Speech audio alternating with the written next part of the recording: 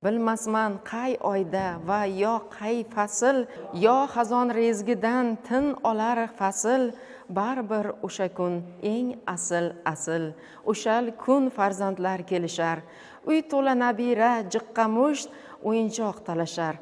Bu janjal ularga yarashar, hech kimning ularga yo'q e'tirozi, menchi bo'lgaydirman barchaga qozi. Bu ishimdan mamnun bolalar rozi. U qanday kun bilmayman hozir, daraxtlar gullarmi yoki bosar qor, ammo o'shal kunga dilim muntazir, ko'zlarim nigoron, qalbim intizor. Men ayajonim ijodiga nazar tashlar ekanman. Bolaligimizdan eslayman, ayamlar doim she'r yozardilar, hikoyalar yozardilar yoki bo'lmasam har xil gazetalarga, jurnallarga maqolalar bitardilar. Yoshligimda doim ayamni kitob oldida yoki qo'lida qalam bilan nimalardir yozayotgan holatda ko'rganman va shunday holatda ko'z oldimda qolgan bolaligimda.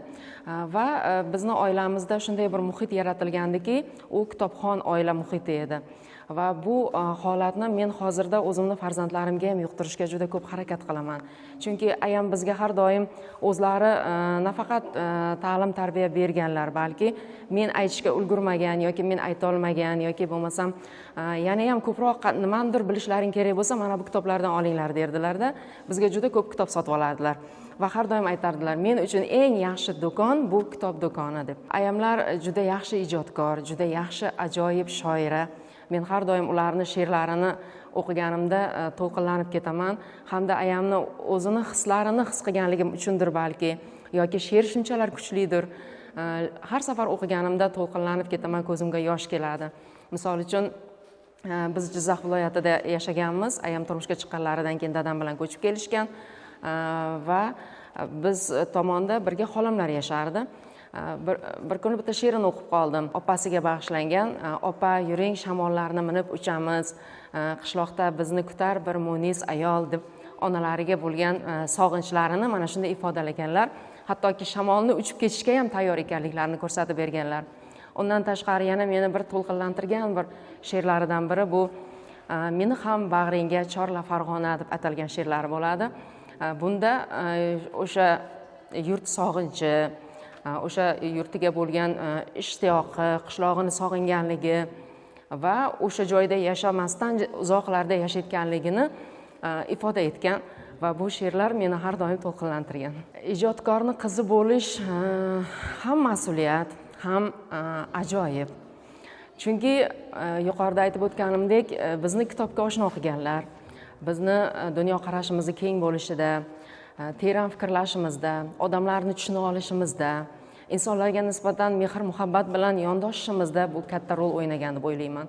Hamda bizni ilm olishimizda, o'qishimizda, kelajakda bir yaxshi kerakli bo'lgan yetuk kadr bo'lishimizda bu katta rol o'ynagan.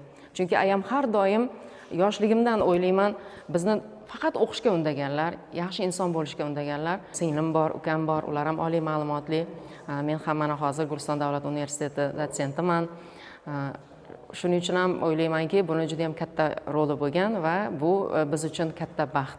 Chunki ayamday insonni farzandi bo'lish biz uchun juda katta baxt. Menga Inobat opaning ko'proq bahor, Navro'z haqidagi she'rlari juda ham yoqadi. Chunki unda bahorning kayfiyati, Navro'zning kayfiyati mujassam. Shuning uchun men bugun ularning shu she'rlaridan aytib bermoqchiman. Bug'doy non ta'mini qilibmi havas. Don tashir chumoli bir dam olmasdan, ko'ksimni to'ldirib olaman nafas. Ko'lda cho'miladi o'rtaklar sokin. Navro'z shukuhidan yayraydi dilim. Qushlar, polaponlar orzusida band, nihol o'tkazmoqda bunyodkor elim.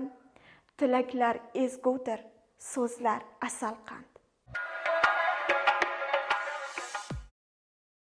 Menga Inobat opaning Gullar suhbati kitobidagi Giriya she'ri juda ham yoqdi.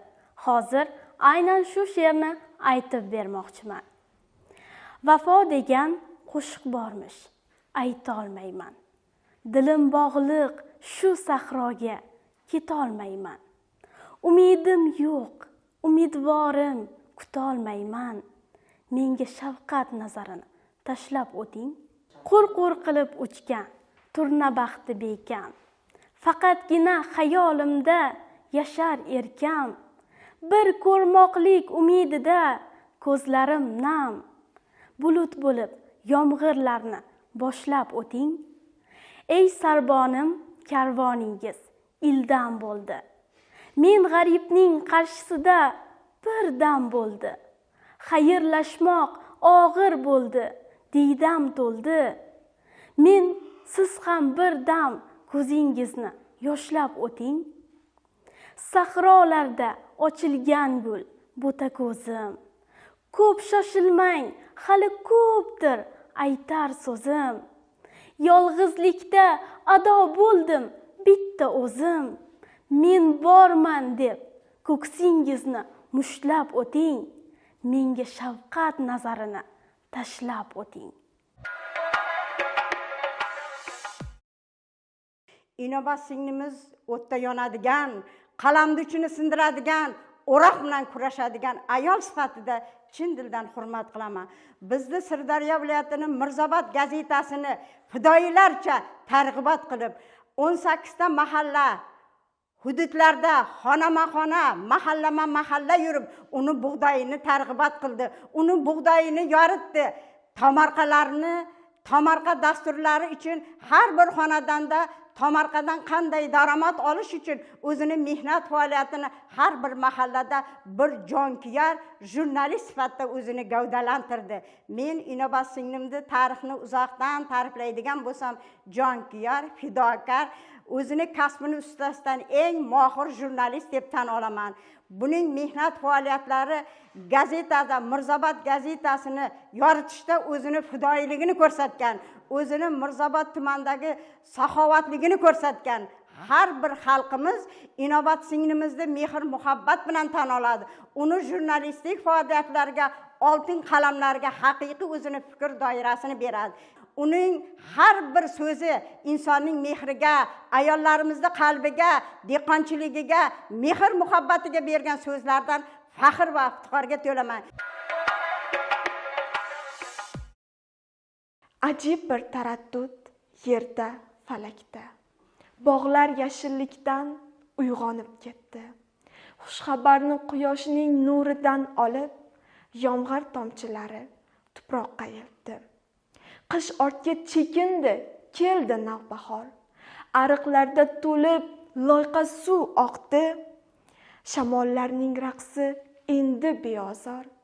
Tomlar chekkasiga qizg'aldoq taqdi. Turnalar qurquri boshlandi yana. Qalblar sohilini quchar to'lqinlar. Tabiat yasharar qilib tantana, muhabbat yurakdan yurakka ko'char. Inobat opa, mana hozir siz haqingizda juda ko'p insonlarning, qarang, Mirzoboddan tashrif buyurgan Basharat opaning fikrlarini qarang, yoki o'sha yosh singillarimizning sizni she'rlaringizni yod olib, sevib mutolaa qilishlarini, mana ustozlarning fikrlarini qarang. Menimcha, ijodkor uchun bundan ortiq baxt bo'lmasa kerak. Albatta. Men bular fikrlarini eshitib juda ham xursand bo'ldim.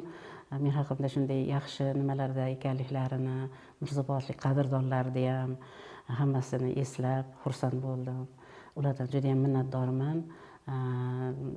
Yoshlarda meni asarlarimga, yozgan she'rlarimga qiziqishi meni juda ham quvontirdi. Albatta, keling, ko'rsatuvimizni xursandchilik kayfiyatida sizdan she'r tinglagan holatda yakunlasak.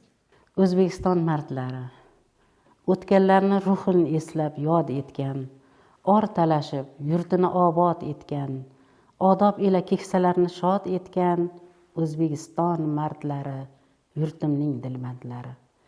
Har bir ishda ilg'orlikka da'vogar, oyga chiqar izn bersangiz agar, tuproq olsa qo'llarida tuproq zar, O'zbekiston mardlari, yurtimning dilbandlari.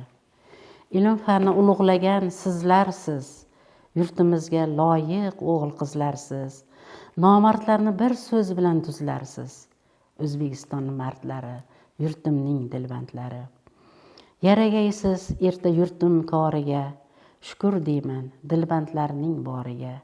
G'anim titrar qadamlar zalvoriga, O'zbekiston mardlari, yurtimning dilbandlari. Rahmat ustoz, chiroyli satrlar uchun. Umuman olganda mana shunday xalqimizning ma'naviyatini, badiiy tafakkurini o'stiradigan kitoblar uchun sizga ming-minglab muxlislar bizni ko'rsatuvimizni ko'rib, hamisha adabiy guring ko'rsatuvi qachon boshlanadi, qachon yana bir sirdaryolik ijodkor haqida tanishamiz deydigan kuzatuvchilar nomidan tashakkurimizni izhor etamiz. Sizlarga ham tashakkur. Mana shu chiroyli bir ko'rsatuvga taklif qilganliklaringiz uchun, mana shunday chiroyli suhbat uchun hammalariga tashakkur. Omon bo'ling ustoz. Ijod qilishdan, Sirdaryoni, sirdaryoliklarni madh etishdan, kuylashdan aslo tolmang. Rahmat. O'sha gapimiz gap, sizdan yanagi ko'rsatuvimizda sirdaryoliklar haqida alohida bir she'r kutib qolamiz. Rahmat. Hurmatli teletomoshabinlar, qadrli sirdaryoliklar, shuning bilan adabiy guring ko'rsatuvining yana bir soni o'z nihoyasiga yetib bormoqda. O'ylaymizki, bizning o'z oldimizga qo'ygan maqsadlarimiz adabiy jarayonni, Sirdaryo adabiy muhitini, Sirdaryo ijodkorlarini rivojlantirish borasida, ularning ijodini, yozgan asarlarini targ'ib qilish borasida qilayotgan ko'rsatuvlarimiz sizga ma'qul bo'lib, manzur bo'lib bormoqda. Biz ijod qilishda, ko'rsatuvlarimizda sizga adabiyot, ijodkorlar haqida ma'lumot berishda davom etamiz. Sirdaryo kanalida qoling. Xayr, sog' bo'ling.